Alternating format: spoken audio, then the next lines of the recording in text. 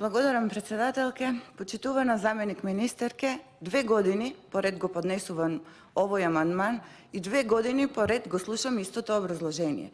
Дека градоначалникот, нашиот градоначалник на општина Неготино, треба да го заврши овој проект. Почитувана министерке, не знам како никој од влада до сега не увиде дека поставените градоначалници во општините очигледно не се способни да ги реализираат овие проекти. И не знам, можеби ќе ме демантирате, можеби во другите општини ги реализираат. Меѓутоа, тоа не е случај со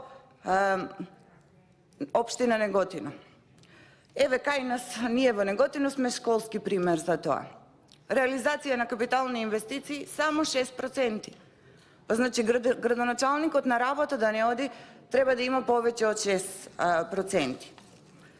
Инаку, овој амандман се однесува за потпорен зид во населбата Саат Кула, а поради лизгање на земјиштето на кое се лоцирани 10 стамбени згради и уште толку индивидуални објекти за домување.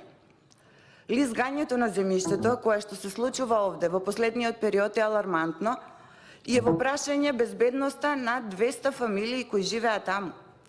Доколку ова сега не се направи, материјалните штети кои би се направиле во иднина би биле од несогледливи размери. Затоа, и не само што се во прашање домовите, безбедноста на луѓето во тој крај е загрозена.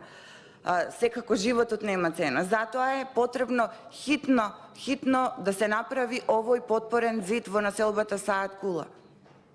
Значи, во овој момент му е тоа потребно.